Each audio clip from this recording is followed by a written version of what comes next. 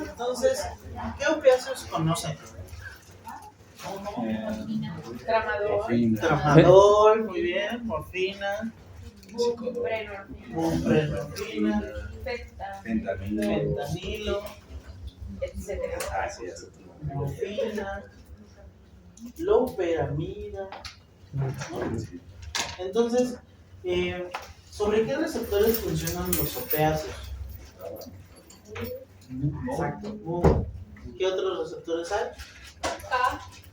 ¿Qué? Hay mu, delta, kappa, ¿no? Entonces, la vía de los opiáceos es una vía interesante porque es una vía que se ha visto que está asociada mucho a la recaída de los pacientes, ¿no?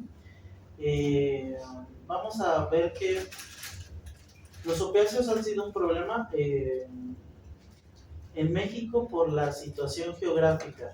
¿Qué creen que es lo que más se consume al norte de México? No Ciudad de México, fentanilo, ¿no? De hecho, las clínicas de metadona se encuentran en Ciudad Juárez, se encuentran en Tamaulipas, por esta situación de que el norte de México comparte muchas características con Estados Unidos, ¿no? Entonces, el consumo del norte de México es muy parecido a Estados Unidos. El sur de México, ¿qué tipo de sustancias creen que se consumen? Se consume más marihuana y se consume más alcohol, ¿vale? En la zona del Pacífico, ¿qué creen que se consume más? Coca, ¿no?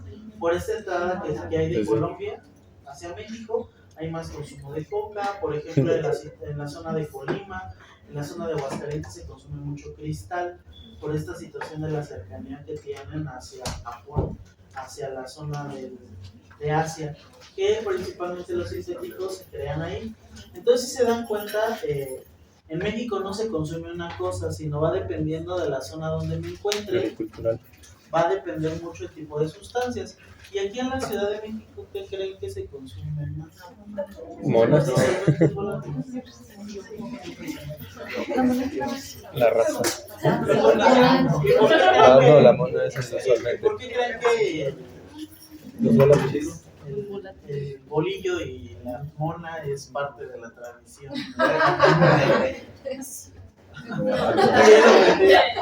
De los chilangos no va a hablar. Saca el filero. Y le brotan las monas.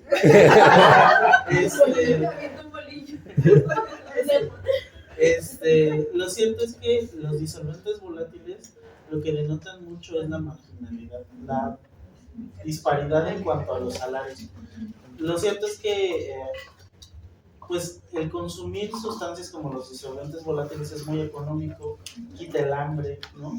Pero genera mucho deterioro, quita el frío, dice opiáceos, exacto.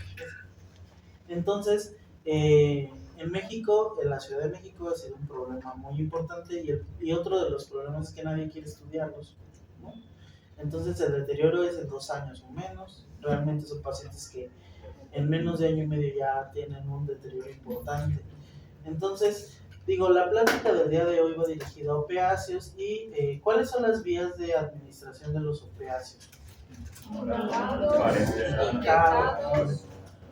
Puede ser vía oral, puede ser inyectado, pero las sustancias fuertes como es morfina, como será heroína o fentanilo, tienden a ser inyectados.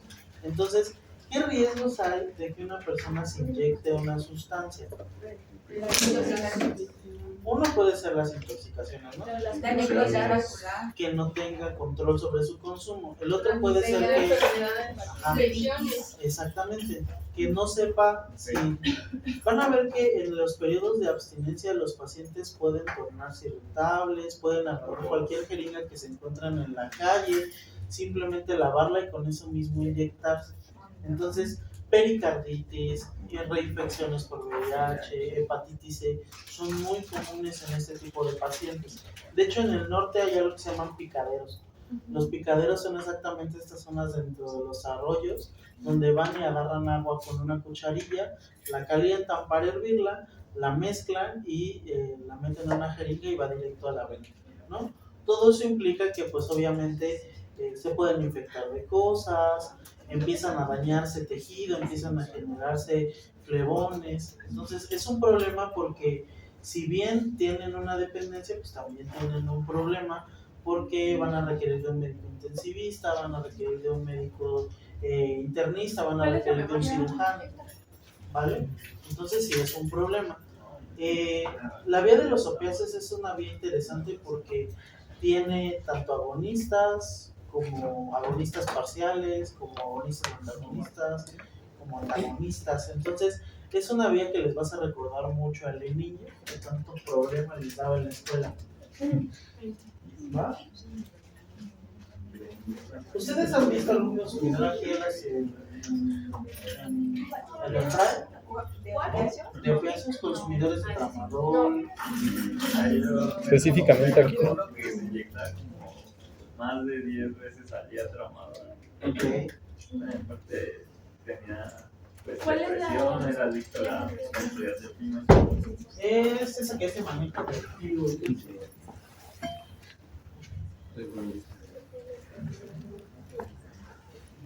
Claro. Ujú. Mira, como el intro. Ah, se me fue el nombre de de opiáceos.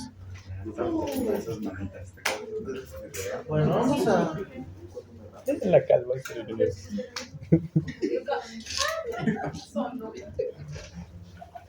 Ya acabó.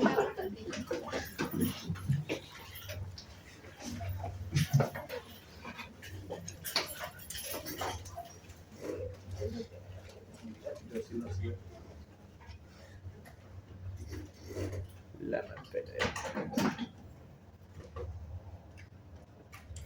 Bueno, ¿qué temas vamos a hablar? Opioides, origen, historia, receptores opioides, que ya platicamos un poco de ellos, cuáles son los antagonistas y agonistas opioides, qué es la tolerancia, la abstinencia y la dependencia y las complicaciones psiquiátricas, ¿vale?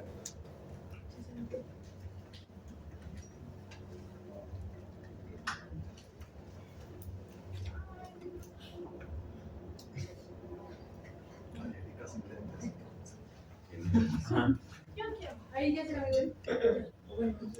Bueno, el opio es una resina que se obtiene de la dormidera, o que se llama Papaver somniferum, ¿no?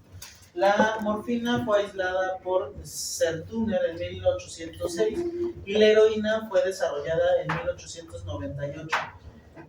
La heroína es 50 veces más potente que la morfina, ¿ok? Y de hecho se dice que es la heroica porque es mucho más potente, generaba más efecto de sedación, pero lo cierto es que se enganchaban mucho, ¿vale?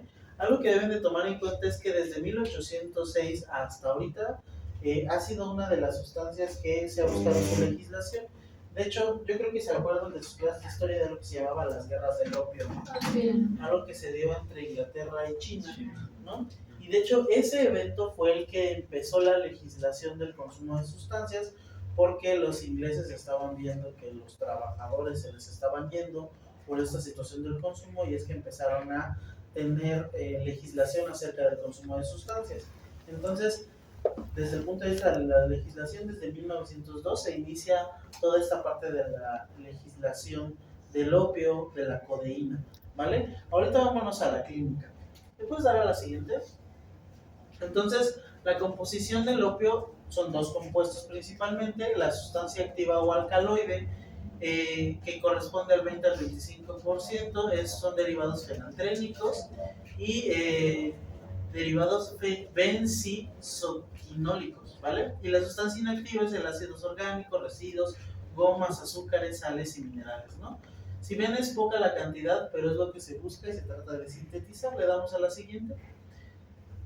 Analgésicos opioides no son un grupo de fármacos que tienen gran capacidad analgésica, mediados por vías y de receptores, principalmente los receptores Mu, derivados naturales y semisintéticos. Por ejemplo, el fentanilo ya no es una producción que se saque de alguna planta, sino ya se sintetiza.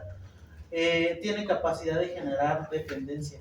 Y lo cierto es que los opioides nacen como analgésicos, ¿ok? Se pueden utilizar para diferentes cosas, pero lo principal es el analgésico, ¿vale? Y aquí hay que ver un poco de la fisiología del dolor. El dolor tiene como dos componentes, la parte física y la parte emocional. Lo chistoso es que los analgésicos de tipo opioides solamente se abocan más a lo emocional, hacen que el paciente no tenga tanta atención hacia la situación hacia la situación del dolor, pero no quitan como tal el dolor, ¿vale? Pero sí son muy utilizados en pacientes como por ejemplo pacientes oncológicos, pacientes terminales, como un tratamiento paliativo más que curativo, son una opción para pacientes quemados, por ejemplo, se puede utilizar. Y tienen una característica, estos medicamentos, a diferencia de las benzodiazepinas, no tienen este efecto de techo. Es decir, el paciente que se le pasa la dosis hace una depresión respiratoria central y se muere. ¿Okay? A diferencia de las benzos que sí tienen un efecto de techo. Es decir, pueden tomar benzos y hacen un efecto de techo y es difícil que se lleguen a morir por un consumo o una sobreingesta de benzodiazepinas. Puede haber alteraciones cardíacas, pero es raro. En los opiáceos sí. Y eso pasa mucho, por ejemplo, de pacientes que saltan de heroína a fentanilo, ¿no? Que las dosis no saben adecuarlas y algunas veces pueden generarse algo que se llama depresión respiratoria central. ¿Cuál es el antídoto para el manejo de las depresiones respiratorias centrales? Naloxona. Le damos a la siguiente, por favor. Entonces, un poco de historia. Hipócrates menciona o refiere estas propiedades analgésicas de los opiáceos. Avicennas dice que es una medicina árabe para la diarrea. De hecho, la loperamida es un opiáceo pues atípico, ¿vale? Sigue funcionando, pero no funciona sobre las vías del Mu, sino funciona sobre otras. Entonces, realmente la loperamida sí disminuye el tránsito intestinal y de hecho en la abstinencia al consumo de opiáceos, la diarrea es uno de los efectos de la abstinencia, ¿vale? Si los opiáceos quitan la diarrea, pues en la abstinencia va a haber diarrea, va a haber epífora, va a haber sudoración profusa. Paracelso, que dice que es la piedra de la inmortalidad, Harry Potter. Sydenham dice que se elaboran las tinturas de opio, que son laudano de Sydenham. Sertuner aisló la sustancia que llamó morfina y por el método de Hood en 1858 la administración vía parenteral y bueno, ya se fueron agregando nuevas formas de terapia. Le damos a la siguiente. Aquí vemos los opioides endógenos. Si bien hay opioides sintéticos, también dentro del cerebro se generan ciertos neurotransmisores. Dentro de ellos están las dinorfinas, están las endorfinas, están las encefalinas. Y aquí vienen cada uno de los receptores a los que tienen mayor afinidad, ¿no? Si ven, algunos tienen más afinidad a mu y a delta, algunos tienen afinidad mayor a mu que a delta, mayor a delta que a mu, ¿no? Y tienen funciones hasta en el aprendizaje, tienen funciones sobre la actividad motora, disminuyen el dolor durante el ejercicio, hay producción de endorfinas cuando yo estoy realizando actividad física intensa, ¿no? Sustancias fisiológicas endógenas con especificidad sobre los receptores opioides, ¿no? Y era lo que les mencionaba, encefalinas, endorfinas y sinorfinas. Le damos a la siguiente, por favor. Y los opioides exógenos o sintéticos, pues aquí vienen todos los que hemos mencionado, que es la morfina, la codeína, la heroína, el fentanilo, la loperamida, la metadona, el dextrometorfano y el tramadol. Si bien aquí hay algunos medicamentos que ustedes ya reconocen, como la loperamida, el dextrometorfano para esta situación antitussígena, como el tramadol, que también es un analgésico poco potente, ¿no? Que tiene efectos sobre serotonina y sobre los opiáceos, pues creo que los que más han causado problemas, y hasta nuestro querido presidente Andrés Manuel López Obrador dijo, fentanilo ya no hay en México, pues es el que más ha causado problemas, ¿no? La morfina, la heroína y el fentanilo, y son por lo regular los que llegan a generar abuso, ¿no? Que es consumo perjudicial, abuso y dependencia, ¿no? El tramador, si se dan cuenta, sí se llega a utilizar de abuso, pero es raro y por lo regular lo que hemos visto es que el personal médico llega a utilizarlo como una manera iatrogénica, ¿no? Por lo menos allá en la clínica de patología dual tenemos como 3 enfermeros que utilizan tramador. Una paciente que tuvimos que hizo abscesos también no era personal de la salud, pero se le iniciaron en el COVID. Pero lo cierto es que es raro y es poco sostenible estar comprando ampulas de tramadol. Yo creo que es más fácil conseguir heroína, fentanilo. Y más Una rentada. realmente. Una recomendación, chicos. Le damos a la siguiente. Entonces vamos a hablar de los Proteger receptores, su ¿no? Vamos bolsillo. a hablar de la farmacología. Le damos a la siguiente. Aquí se encuentran los subtipos de receptores, ¿no? Hay 3 receptores opioides, que son los receptores opioides mu, que son los más importantes y son los que van a generar la dependencia. Después se encuentran los opioides kappa y los opioides delta. Se han propuesto subtipos de receptores basados en estudios de fijación de ligandos, pero digamos que los más importantes son estos, ¿no? ¿Y qué efectos tienen? Analgesia supraespinal y espinal, principalmente los mu, kappa y delta. Depresión respiratoria es principalmente mu y kappa. Efectos psicomiméticos kappa, estreñimientos mu y kappa, miosis mu, y neurotransmisores, liberación de acetilcolina con los mu y liberación de dopamina con mu y delta. Y esto es importante porque genera gratificación el consumo de opiáceos por esta liberación de dopamina. Y ahí se encuentran exactamente los receptores mu, ¿no? Regulación hormonal, como aumento de la prolactina o de la hormona del crecimiento, igual con mu. Y sedación, ¿no? Sensación de hambre con mu, kappa y delta. Le damos a la siguiente. Mecanismos de los efectores.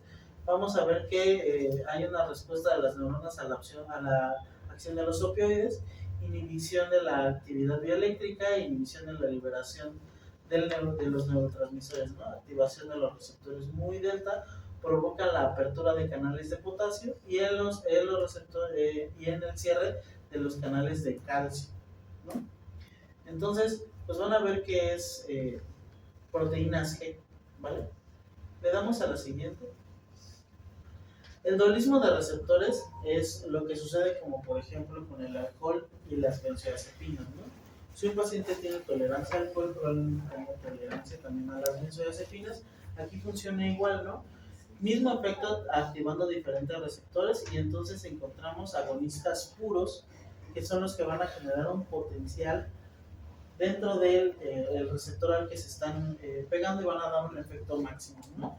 Dentro de ellos se encuentra la morfina, la heroína, la metadona, el fentanilo y el tramadol. Hay agonistas y antagonistas mixtos, principalmente aquí está la nalmofina, está la pentazocina y agonistas parciales como la buprenorfina. Y esto es interesante porque hay medicamentos que son agonistas parciales que pueden antagonizar a los agonistas puros.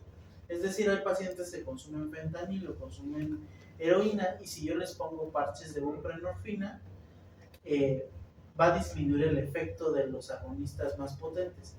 Y es una manera de dar tratamiento a los pacientes, ¿no? Porque estás antagonizando con un opiáceo de menor potencia, ¿ok? Y también existen, pues, antagonistas, ahí debe decir antagonistas, que en este caso es la naltrexona y la naloxona. La naloxona es un medicamento que es un antagonista parcial, es decir, no se fija de manera continua y es más, el medicamento ni siquiera funciona como antídoto, sino simplemente es una prueba diagnóstica. Y eso lo vamos a ver en una de las siguientes diapositivas. La naloxona solamente nos va a permitir ver qué fue lo que está causando la depresión respiratoria, ¿no? ¿Cómo lo puede ocasionar cualquiera del síndrome hipnótico sedante? Barbitúricos, opiáceos, benzodiazepinas, hasta el alcohol, ¿no? Le damos a la siguiente, por favor. Esta tableta está padre. Clasificación de los opioides en base a su relación con los receptores opioides. ¿Ok? Los agonistas puros tienen afinidad fundamentalmente por el receptor mu. Y digo, yo no voy a hacer el examen, el doctor Biguli va a hacerlo, pero los receptores mu son los que tienen la mayor actividad intrínseca, entonces esos exactamente son los que generan mayor dependencia, ¿vale? Desencadenan una respuesta biológica máxima y dentro de esto se encuentra la morfina, el fentanilo, la oxicodona, la hidromorfona, la metadona y la heroína, ¿vale? Si se ven son todas las sustancias duras, ¿vale? Después están los agonistas parciales que tienen menor actividad intrínseca que los agonistas puros, pudiendo comportarse como antagonistas de los más potentes, ¿ok? En presencia de estos, no desencadenan una respuesta biológica máxima y pueden comportarse como antagonistas. El principal es la buprenorfina, ¿vale? Agonistas activan un receptor y bloquean otro, es decir, activan el receptor kappa e inhiben el receptor mu, ¿vale? Generalmente tienen actividad agonista por los receptores kappa, pero ejercen un efecto antagonista con los receptores mu. Entonces pueden ser opciones para el tratamiento, para la deshabituación, porque ¿qué estás haciendo? Bloqueando esos receptores que generan la dependencia, ¿no? Y aquí se encuentra la narbufina y el butorfanol, ¿no? Y finalmente los antagonistas, que tienen gran afinidad por el receptor mu, pero no tienen una actividad intrínseca. Es decir, se pegan al receptor, pero no van a generar una respuesta. Entonces, de esa manera, lo que vamos a evitar es que este paciente continúe consumiendo y aunque haga consumo, si tiene la naltrexona encima, pues ya no va a tener una respuesta. Son medicamentos buenos, son medicamentos que en teoría no deberían de ser controlados. Es chistoso porque si hacen una receta por naltrexona de 50 miligramos y la llevan a la farmacia, les van a decir que es controlado. En teoría no es controlado porque no genera un efecto, no es un opiáceo. Pero bueno, aquí lo manejan como controlado. ¿Qué problema habría de que yo le inicie a un paciente con consumo de morfina o de heroína, le inicie naltrexona? Y tiene mucho que ver con la abstinencia y la intoxicación. Por no sentir efecto. Vamos a poner de ejemplo el alcohol, que creo que es lo que más conocemos. Empíricamente. ¿No? Supongamos que es un paciente que consume, lleva mes y medio tomando alcohol, ya tiene una tolerancia importante y corta el consumo de alcohol. ¿Qué le va a suceder? Va a presentar una abstinencia, le va a dar la pálida. A las 3 de la mañana, la baja a la R3, vas a valorar a este paciente y dices, bueno, vamos. Ya le haces su sigua y dices, puta, tiene 20 de sigua, está todo sudoroso. Oiga, señora, ¿ha tenido esto antes? Sí, lo he tenido. Oye, ¿cómo se le quita? Ah, pues es que me echo una pachita y ya con eso se me quita, ¿no? Entonces, el paciente sabe que si vuelve a consumir, se le quitan los efectos, ¿vale? Y entonces eso mantiene el círculo. Se toma su pachita, la cucaracha, que es alcohol etílico con jugo de naranja, o puede ser cualquier jugo que se les ocurra. Ahora, exactamente la abstinencia se quita consumiendo una sustancia análoga. ¿Qué es lo que nosotros podemos hacer con el consumo del alcohol? Darle una benzo, ¿no? Darle un medicamento que se parezca al alcohol para mitigar los síntomas de la abstinencia. Imagínense un paciente que consume heroína de manera fuerte. Tú se la quitas y empieza a presentar abstinencia, empieza a presentar dolor muscular, diarrea, empieza con epífora, empieza con sudoración profusa, se le metió el diablo, ¿no? Y dices, ¿cómo se lo puedo quitar? Probablemente utilizando otro opiáceo, ¿no? Otro opiáceo puede ser metadona. El punto es que si yo le doy la naltrexona y al bloquear los receptores, aunque yo le dé algo, no va a funcionar y va a mantenerse con la abstinencia hasta que se vuelva a generar un receptor nuevo de opiáceos. Entonces, ¿qué es lo que deben de hacer para utilizar la naltrexona? Tiene que haber un periodo de lavado. Eso es, tienen que valorar la vida media del opiáceo. Por ejemplo, del tramadol son 2 días. Bueno, pues voy a dejarlo 2 a 3 días sin tramadol. Voy a darle un medicamento para que se le quite los síntomas que generan los opiáceos, que por ejemplo, si tiene diarrea, le voy a dar loperamida. Si tiene fiebre, le voy a dar paracetamol. O sea, tengo que mitigar todos los síntomas. Cuando ya cumpla 3 a 4 días sin el consumo de sustancias, ahora sí le puedo dar naltrexona. No antes, porque si no lo que voy a propiciar es una abstinencia que no responde a nada. Y lo único que voy a hacer es que esa pobre persona sufra una abstinencia brava. ¿Ok? Aquí vienen los opioides atípicos. ¿Y cuáles son los opioides atípicos? Los que no funcionan como los clásicos, ¿no? Y dentro de estos entra el dextrometorfano, y entra el tramadol, y entra la loperamida, que no necesariamente cumplen con el efecto analgésico y opiáceo que generan los consumos de los opiáceos típicos. Digo, este no es el tema, pero el dextrometorfano también es todo un tema. Hay pacientes que lo consumen en algo que se llama Lean. No sé si alguien sabe de eso. Allá de ese lado. ¿Qué es el Lean? El sustancioso de allá. Jarabe de todos. Es que el dextrometorfano es un jarabe. Jarabe de todos mezclado con 8 o 10 horas de El video va a tener comentarios. Mezclan el spray con el dextrometorfano y y gomitas. por lo regular Y gomitas. Si eres gourmet. Gomitas. A ver, está descontrolando. El dextrometorfano no es un efecto inmediato. De hecho, los pacientes te dicen que tardan hasta 1 hora en tener el efecto del dextrometorfano, que es esta sensación de disociación y plenitud. Sienten como calor de aquí y empiezan a generar efectos disociativos. Yo creo que, no sé si han visto ustedes, en el consumo de sustancias es una gratificación inmediata, ¿no? Es como me siento mal, me meto una línea y en 15 minutos ahí vamos para arriba. Y ahí ven Y el el ingreso. dextrometorfano, durar 1 hora, hasta dan ganas de vomitar. Entonces, realmente sí hay que tener muchas ganas de que te dé un efecto con el dextrometorfano porque hasta es caro, ¿ok? Pero es muy utilizado y es exactamente esta parte de la cultura del rap que se llama Lean. Búsquenlo ustedes. Y por lo regular eso es lo que hacen, Bien mezclan fácil. 2 jarabes de dextro, lo mezclan con spray y lo están tomando todo el día, ¿no? Pero sí es caro.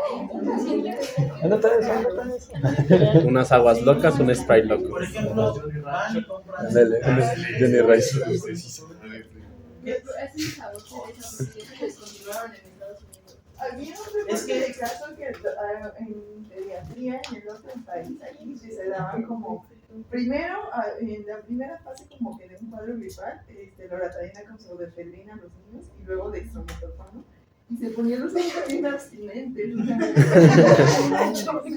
Lo cierto es que Un morrillo. se utiliza ya dextrometorfano con codeína, pero en México no hay codeína, entonces ¿qué utilizan? Pero yo creo que vi en la farmacia que había uno de los que dice la otra que era codeína, dextrometorfano, o sea, ajá, y paracetamol venían todo ahí. Entonces, es lo que le damos a la siguiente, por favor. Este cuadro está interesante. Este cuadro es un algoritmo diagnóstico para paciente con disminución del estado de conciencia. ¿Qué voy a hacer? ¿Qué voy a hacer cuando me llega un paciente inconsciente a un servicio de urgencias? Digo, ustedes no son urgenciólogos, pero, por ejemplo, disminución del nivel de conciencia, ¿qué es lo que tengo que valorar? El ABCD de la toxicología y debo de valorar la glicemia, ¿ok? Tomo la glicemia es normal, me voy a ir de este lado, ¿ok? Si es anormal, tengo que definir si es la glicemia está elevada o está disminuida para definir si es un coma hipoglicémico o un coma hiperosmolar. Y ya ahí, ya ese pedo, ya es una delincuencia. Esta parte dice, está normal la glicemia, tengo que valorar historia clínica, exploración física, hacer estudio de bioquímica, hemograma, toxicología. Y aquí hay 2 posturas, o consumió una benzo o consumió un opiáceo, ¿ok? Entonces, ¿qué voy a hacer? Voy a hacer prueba terapéutica. Si es un opiáceo, ¿qué voy a utilizar? Naloxona. Si es benzodiazepina, voy a utilizar el flumazenil. Tienen que tomar en cuenta que estas sustancias no es un efecto duradero. Simplemente la naloxona viene en un spray que se pone en la nariz, ¿ok? También puede ser intravenoso, pero lo más común es que sea intranasal, ¿no? Entonces, tú agarras, lo colocas y le dices respire hondo al paciente. Obviamente, Ahí va una línea. Al paciente que no está respirando. Entonces, ¿qué pasa con estos pacientes? El tejido, la mucosa nasal hace absorción de la naloxona y lo que va a hacer es revertir todo el efecto que está generando el opiáceo. Pero este efecto va a durar de 10 a 15 minutos. Solamente lo único que les va a permitir es saber, con prueba terapéutica, que consumió opiáceos. Ya de ahí es soporte vital, ¿ok? Tienen que dar medicamentos para la resedación, de hecho ahí mismo lo dicen, ¿no? Intoxicación para opiáceos, mantener al paciente en observación hasta la resolución del cuadro, ¿no? Le damos a la siguiente. Acciones farmacológicas Pues analgesia, genera depresión respiratoria. La miosis es muy característica, es puntiforme, que dicen que es como si fuera un agujero de cabeza de alfiler, ¿no? Disminución de la motilidad gástrica, pues la loperamida es un opiáceo atípico, entonces disminuye la motilidad gástrica, sensación de bienestar, euforia, disforia y los psicomiméticos, ¿no? Sensación de desorientación y de despersonalización. Eso, por ejemplo, el dextrometorfano se nos da. Entonces, si ustedes se acuerdan más o menos de los perfiles, se van a acordar del efecto farmacológico que generan los opiáceos, ¿vale? Le damos a la siguiente. Y este es exactamente el toxíndrome hipnótico sedante, ¿no? Vamos a ver que es generado tanto por benzodiazepinas, barbitúricos, alcohol o anticomiciales, ¿vale? Que generan somnolencia, bradilalia, bradipsia, hipotermia, hipotensión, depresión respiratoria y coma, ¿no? ¿Y cuál es la característica? Pupilas mióticas puntiformes, es lo que diferencia a los otros, ¿vale? ¿Qué es lo que van a ver? Pues todo para abajo, ¿no? Somnolencia, bradipsia, bradilalia, hipotermia, hipotensión, depresión respiratoria y coma. Le damos a la siguiente, por favor. Antagonistas y agonistas opioides. Aquí está el antagonista opioide naloxona, ¿vale? Es un antagonista opioide muy utilizado. La acción bloquea la acción de los agonistas opioides, se une al receptor mu delta y kappa, ven, es específico, le pega todo. Se puede administrar vía intramuscular y vía subcutánea, no oral, y principalmente intranasal, es mucho más común en el toxicológico, así se ocupa. Aquí teníamos, pero pues, nunca llegaban pacientes, ya fue ese material, entonces ya se. Entonces, paciente que presente consumo importante de EPS, mándelo a toxicológico, mándelo a Juárez o mándelo a Venustiano Carranza. Ellos sí tienen protocolos para manejo de opiáceos. Aunque ya digo que casi no llegaban. Aquí en la ciudad Se quedaron en el camino. ¿vale? Y es raro que vean un paciente que, o sea, uno creía que no son tan comunes, pero por ejemplo, cuando me tocó rotar en el toxicológico, por lo menos vi 3 consumidores de heroína y eran de Cuernavaca, porque en Cuernavaca creo que hay una zona donde sí hay un consumo muy fuerte.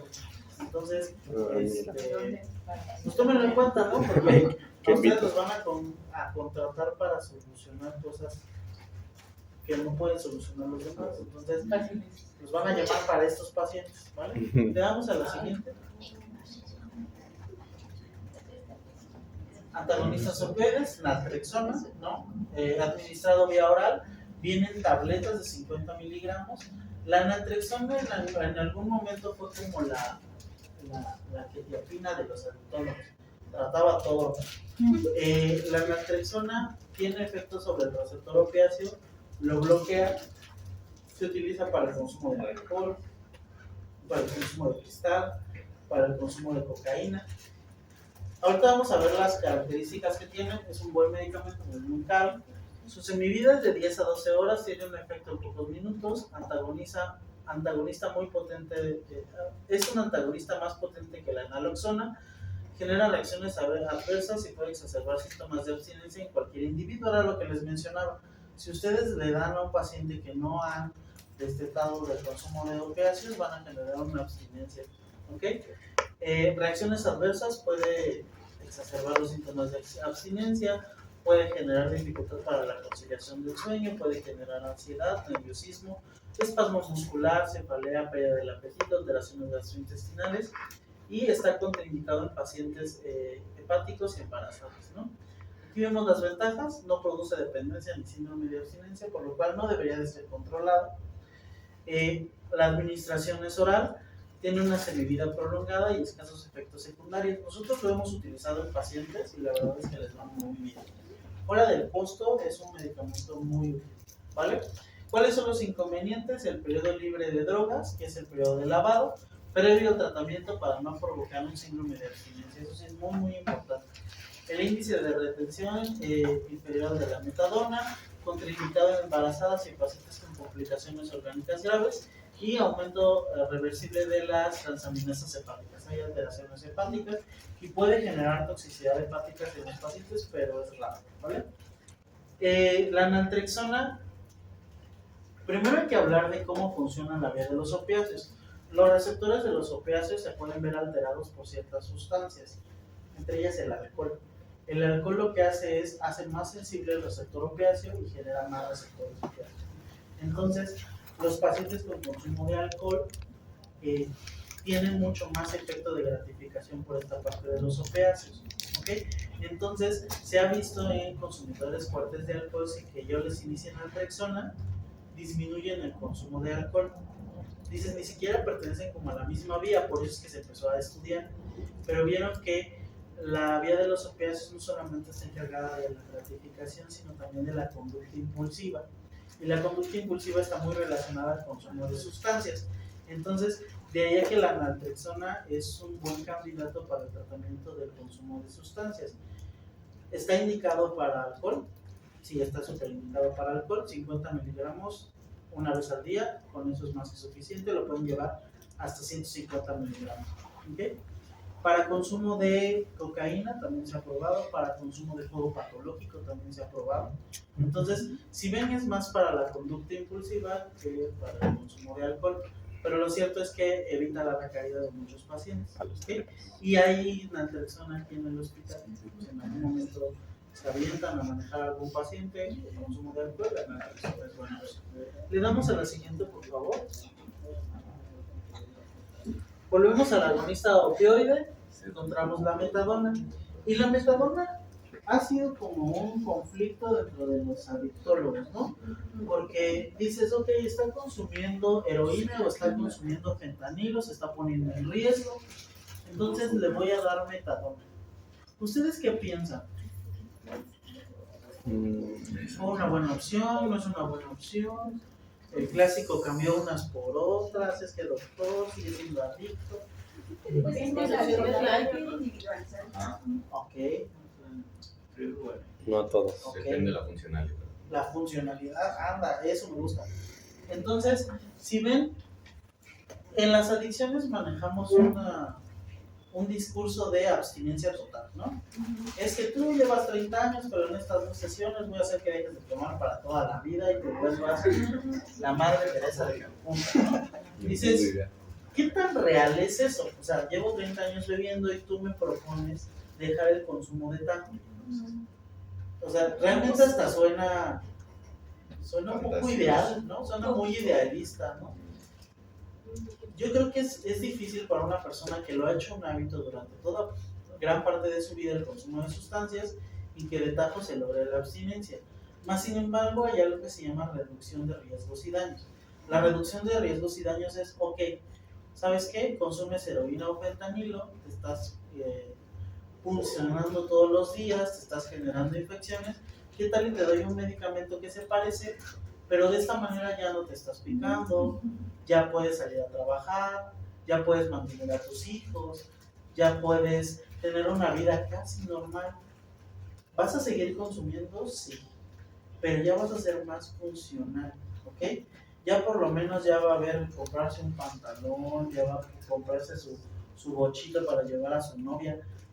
Yo qué sé, por lo menos ya hay funcionalidad dentro de ese paciente. Y si ven en psiquiatría, eso es lo que estamos propiciando, que el paciente vuelva a ser funcional. Pero hay algunos otros adictólogos que dicen, pues es que no le está solucionando nada, sigue consumiendo. No necesariamente. Lo que estoy haciendo es que esa persona no tenga comorbilidades. ¿Por qué? Porque un paciente con hepatitis C, tengo que darle un tratamiento. Un paciente con VIH, tengo que darle un tratamiento. Y probablemente ese tratamiento tenga un costo, ¿no? Que tuvo una pericarditis, tengo que hospitalizarlo en una institución, en un hospital general, ¿no?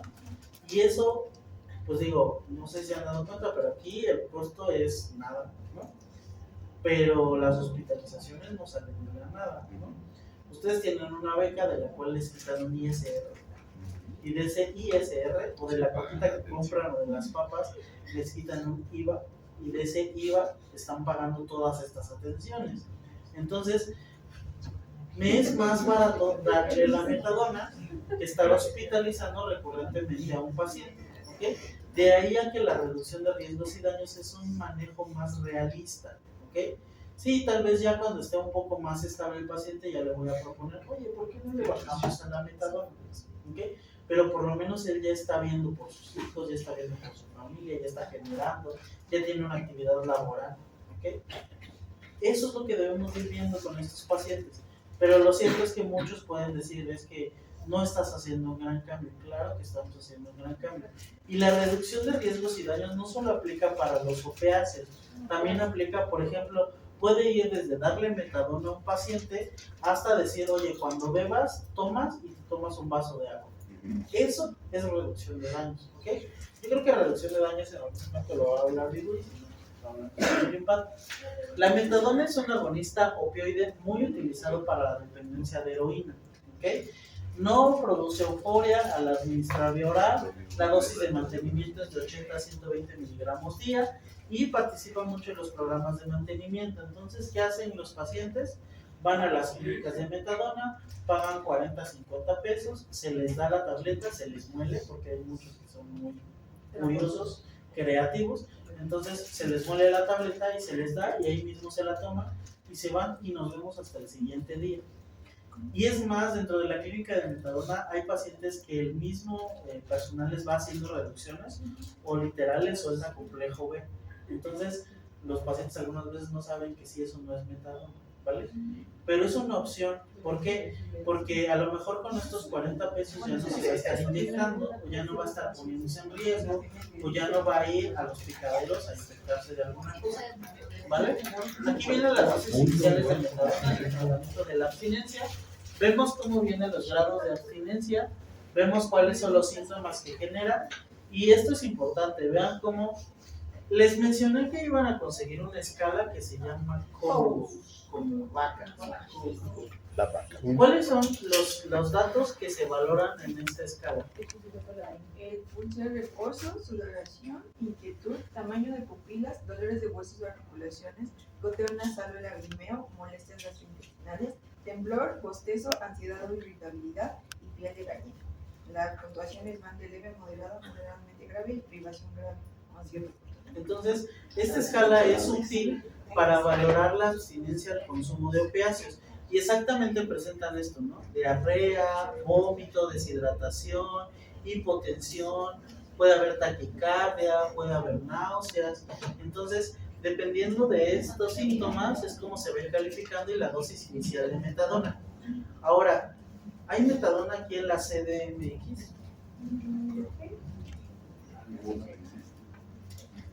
Teníamos una clínica de metadona que estaba en asociación con la Condesa, pero desapareció. La cerraron en el 2022. Pues porque AMLO. Lo cierto es que yo creo que sí deberíamos de tener una clínica de metadona, porque lo cierto es que si hay pacientes, no son, o sea, no es el problema de la Ciudad de México, pero sí hay consumidores. Y sí deberíamos de darles opciones, ¿no? No solamente decirle, pues te tienes que ir a vivir a Tijuana más peor. A mí me gustaría decir, ustedes me creo que hay una en Ensenada. En Ciudad Juárez, en Tamaulipas también hay. O sea, en el norte hay muchas. Y si hay alguien aquí del norte, aprender a manejar opiáceos los va a hacer allá. Le damos a la siguiente. Gracias a Dios. Agonistas antagonistas o parciales. Buprenorfina es un agonista parcial de los receptores Mu y antagonista de los receptores kappa. En dosis bajas actúa como agonista y en dosis altas actúa como antagonista.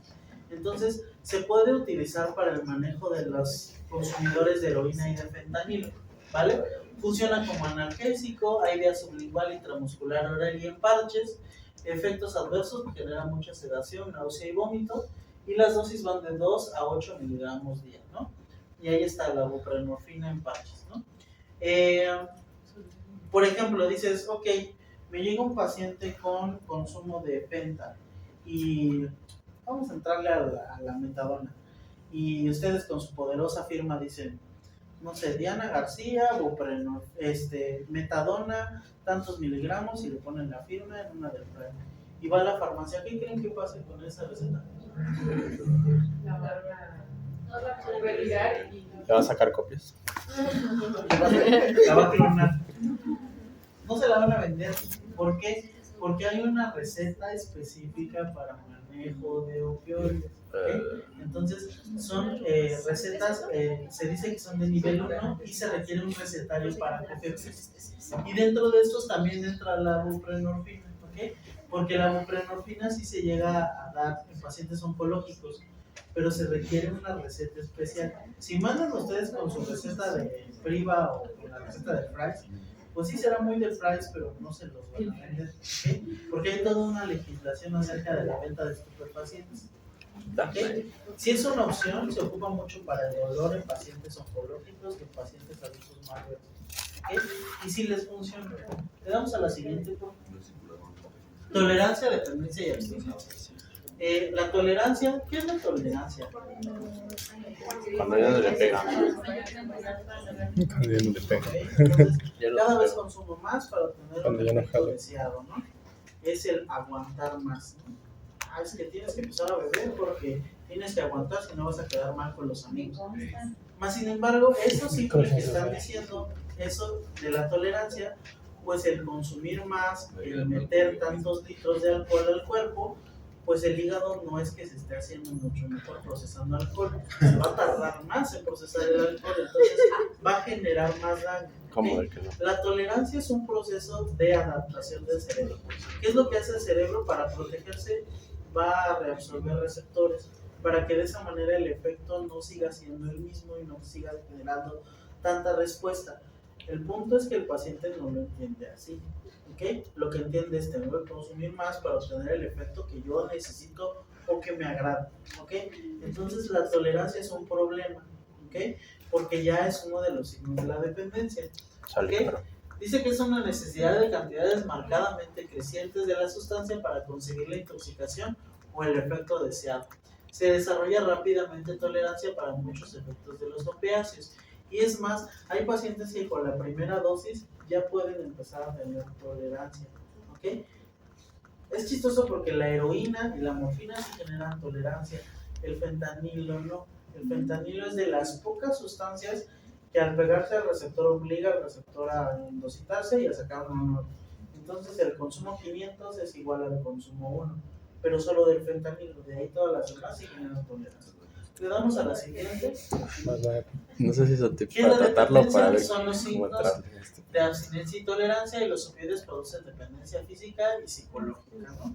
Entonces, la dependencia, probablemente el doctor Viguri sea un poco más exquisito, pero es signos de tolerancia y abstinencia, además de la asignación de, pues, atención, de una situación económica, de que estoy dejando un trabajo. Entonces ya lo puedo yo catalogar como una dependencia al consumo de una sustancia, ¿vale? Le damos a la siguiente. La abstinencia. Se toma la sustancia para aliviar o evitar los síntomas de la abstinencia. Cuando se produce la abstinencia, el freno ejercido de los opioides se pierde y se produce una liberación de tormenta de neurotransmisores. Entonces, cuando nosotros dejamos de consumir los opiáceos, vienen todos los efectos contrarios que me generaba el consumo de opioides, ¿no? Si generaba disminución del tránsito intestinal, entonces va a haber un aumento del tránsito intestinal, va a haber epífora, va a haber dolor muscular. Entonces es muy impactante. Digo, no sé si tengan internet aquí, pero si le ponen abstinencia heroína en YouTube van a ver cómo realmente es muy aparatoso cómo genera ese efecto, ¿vale? Le damos a la siguiente. Intoxicación aguda. Vemos que tiene diferentes fases, no tiene una fase de excitación y tiene una fase de depresión.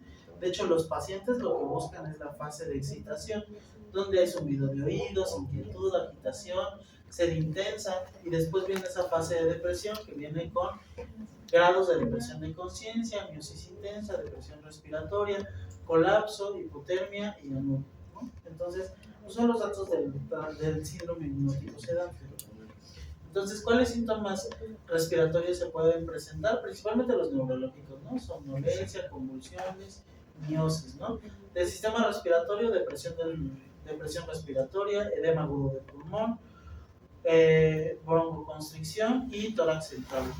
Y síntomas cardiovasculares, bradicardia, hipotensión y acidosis. Otros síntomas pueden ser contracturas musculares, que es muy evidente, convulsiones y epistótonos, ¿no? Le damos a la siguiente, por favor. ¿Cuáles son las complicaciones psiquiátricas? Pues bueno, más del 80% de los pacientes han sido consumidores de otras sustancias, ¿no? Van escalando, ¿no? El 20% es consumidor habitual de otras drogas, el 75% de los pacientes que consumen heroína en tratamiento presentan trastornos de psiquiatría, ¿ok? Más del 50% manifiestan durante o después del periodo de desintoxicación alteraciones psicopatológicas marcadas y pues el diagnóstico igual es algo evidente. Entonces, no porque consuma sustancias quiere decir que es inmune a tener depresión, ansiedad. Dense ustedes la oportunidad de platicar con ellos, ¿vale? Algo que pasa mucho con el consumidor de sustancias es que ya entra con esta idea de que pues, me van a cagar, me van a decir que soy la peor persona del mundo, que ves a tu familia, qué es lo que estás haciendo, ¿no? Entonces ya entran con ese speech, ya no entran con la accesibilidad de platicar sus problemas, porque saben que si platican sus problemas o los van a minimizar o se van a aprovechar de la situación. Entonces simplemente no lo tocan, simplemente soy un adicto, sí, ya fallé, la neta es que sé que está mal, pero ya es como un discurso como aprendido. Ahora, la otra parte es el sistema de salud. Como que ya vas escuchando a las 3 de la mañana que viene el paciente, suena la campanilla y dices, ay, es un consumidor de sustancias, es toxicológico.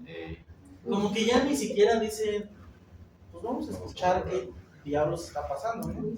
Si no es como, pues es una referencia al toxicológico, no, ni lo voy a meter aquí mismo le voy a hacer la referencia. ¿Cómo se llama? Vaya a ser toxicológico, se encuentra por Pantitlán.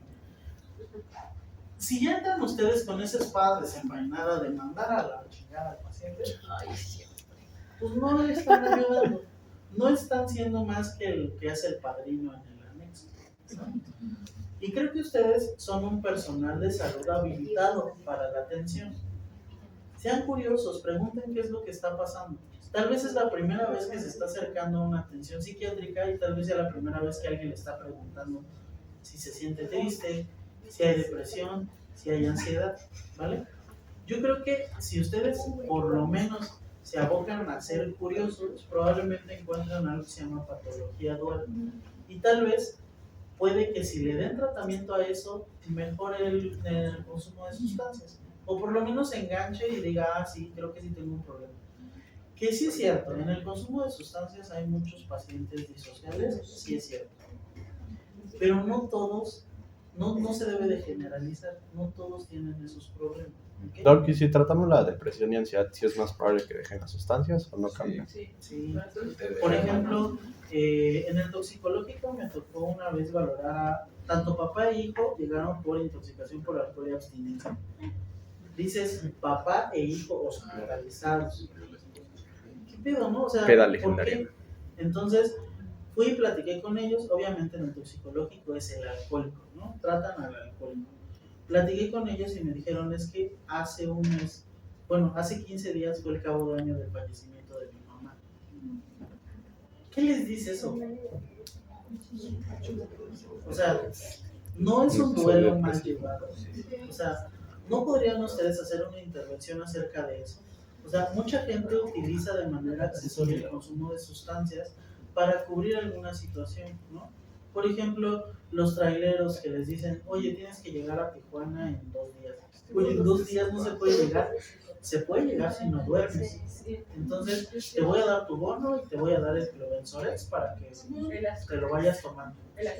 Está cumpliendo una función accesoria, ¿ok? Por eso es que se enganchan tanto al consumo de las anfetaminas. Pero sí, aquí es el consumo de las sustancias es como la fiebre, ¿ok? Si ustedes tratan la fiebre pero no la infección, no están haciendo nada, ¿ok? No dista de lo que está haciendo la monja en el anexo, ¿ok? Pero si ustedes dicen, ok, tiene algo afectivo, yo lo puedo tratar, tal vez va a mejorar su estado de ánimo y tal vez ya no va a recurrir al consumo de sustancias. Y la otra es que es mucho más fácil, como les digo, acudir al Oxxo y comprar un Six que venir al Frac, ¿no? Entonces, hay que desmitificar muchas cosas con los consumidores de sustancias. Pero lo primero es cambiarse el chip uno, ¿no? Porque yo creo que si uno tiene la posibilidad de cambiarse el chip, probablemente el paciente lo va a notar y se va a abrir, va a poder platicar con nosotros y probablemente podamos trabajar con él. Ya si no se puede, pues ya es peor, ¿no? Pero yo creo que la accesibilidad debe de partir de uno. Creo que nosotros no estamos para hacer juicio de la gente, ¿ok? No creo que ustedes sean jueces. No. ¿Por qué te pones triste? Ponte feliz. Ánimo, ánimo. Efectos psicopatológicos inmediatos del consumo. Induce relajación y ensoñación, alivia la ansiedad y el dolor. Entonces pueden utilizarse para disminuir ciertas cuestiones de dolor, ciertas cuestiones de ansiedad. Primer consumo de heroína, por lo regular tiende a ser desagradable, sensación súbita y breve de intenso goce, flash o subidón. Luego de 3 a 5 horas genera relajación o sedación. Los primeros consumos son los periodos que se conocen como de luna de miel y son de enganche. Y luego viene esta fase de consumo para no sentirse mal. Y eso es algo súper importante en el consumo de sustancias. Si bien la dopamina es la que genera el enganche al consumo de sustancias, lo que mantiene al paciente en este círculo es la vía GABAérgica y la vía de los opiáceos. Entonces, probablemente si platican con este paciente, les va a decir, es que yo ya no disfruto consumir heroína, pero lo sigo haciendo porque me siento mal. O sea, si dejo, me siento de la chingada. Entonces, prefiero estar consumiendo. Igual pasa con el alcohólico.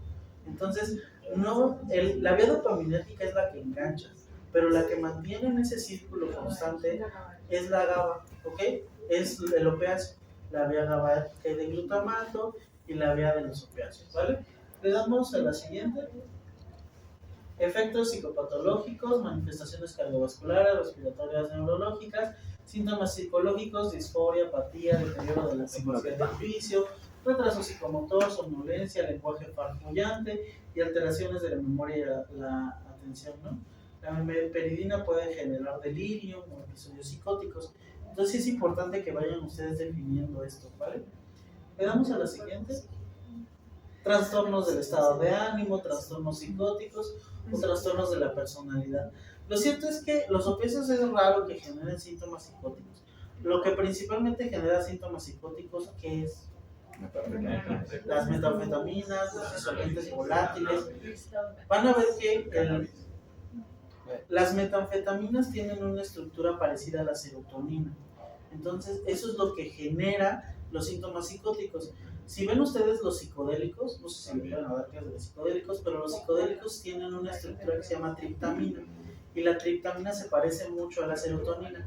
Por eso es que los psicodélicos generan mucha alucinosis. ¿Cuál es la diferencia de la alucinosis con la alucinación? Que saben que La es falsa, ¿no? conciencia de... Ok, eso, ¿no? No hay un juicio de realidad alterado. El paciente te dice, estoy alucinando, pero sé que es la sustancia. A diferencia de la alucinación, que dices que mi vecino me está chingando, ¿por qué los oídos? Ya hay una interpretación psicótica, ¿no? Ya hay una interpretación de la alucinación que estoy teniendo. En los psicodélicos no lo hay, ¿no? El paciente sabe que es una alucinación generada por el consumo. En la coca y en el cristal se genera ese efecto, pero por este efecto de euforia sí hay una alteración del juicio. Entonces, ¿qué es lo que dice el paciente que tiene? Que se está paniqueando, ¿no? Es que yo cuando consumo cocado me paniqueo bien, machín, y entonces tengo que estar abajo de un camión porque si no vienen por mí, ¿no? Es exactamente por ese efecto de euforia que se genera la psicosis, pero se genera durante la intoxicación. ¿Ok? Le damos a la siguiente.